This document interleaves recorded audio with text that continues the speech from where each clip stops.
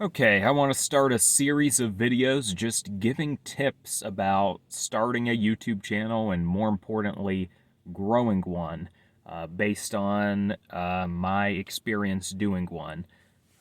If you're new to this channel, I had ran another YouTube channel for about a year and a half and grew to about 24,000 subscribers. It made me some money, all things I can go into more in future videos. And I did a whole series documenting my progress.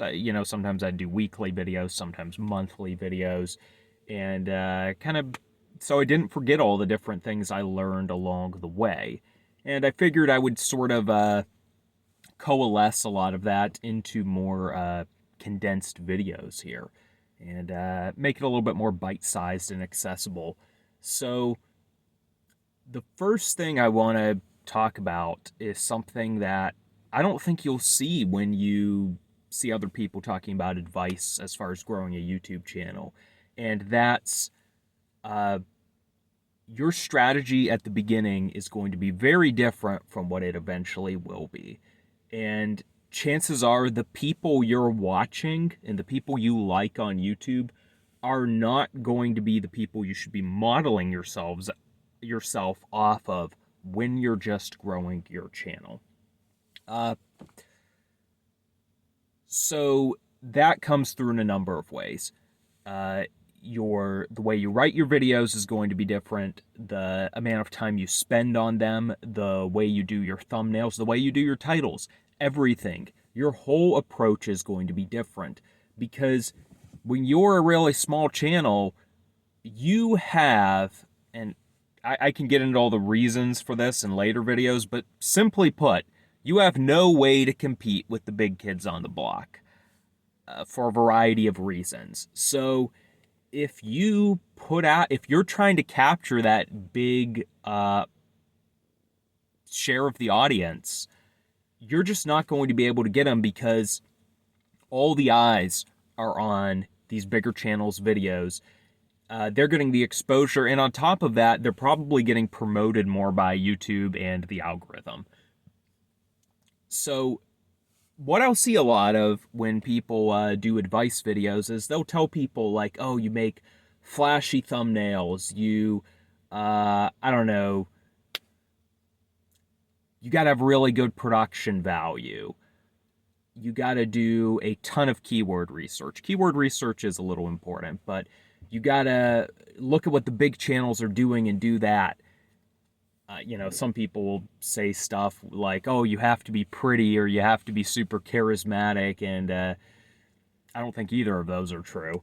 And I don't think any of this stuff is true for when you're starting out a channel. Uh,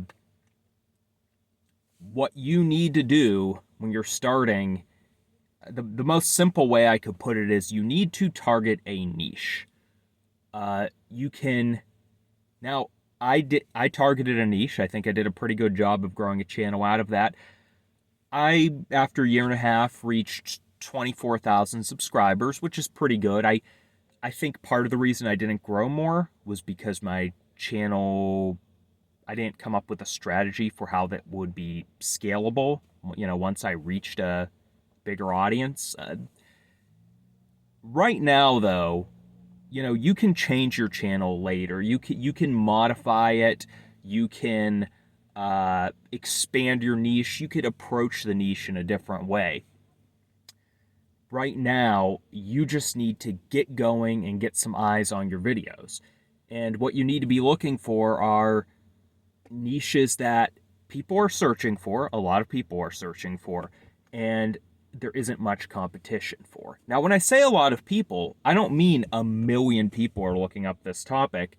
I mean that there are a lot of people relative to the results you're going to find for that. And I could get into different niches and how to approach them and what are some good tools to use later. But that's just something important to keep in mind when you're starting off, is your strategy is going to be totally different. And as you do your YouTube channel and as you grow even to 1,000 subscribers, your strategy is going to change and it's going to evolve, especially if you want your channel to keep growing. Basically, to get to different levels, you're going to have to evolve. And one more thing I'll say as far as the strategy is, when people talk too much about production value, they're completely wrong. When you're just looking to capture that audience, don't throw a ton of money at your channel, and more importantly, time. Don't throw time and money buying all these fancy programs and figuring out the best editing techniques. You should be looking for a niche that is so low competition, it doesn't really matter. The people there are just kind of happy to see a video on that. I mean, you've probably been there before.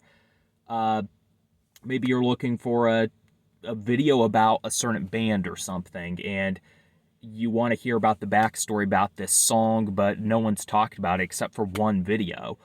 You're probably just going to watch that video because it's all that's there. But if you're the guy doing that video, that video might get 500 views and all. You shouldn't put, a 40-hour work week into producing that video. There's another component of that too, where it's like, if you need to do a ton of research, of course, you're going to have to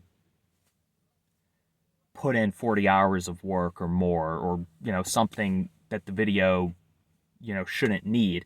But as far as picking your niche and how to leverage your knowledge and stuff, that's something I'll get into a later episode. I think that's all for this one.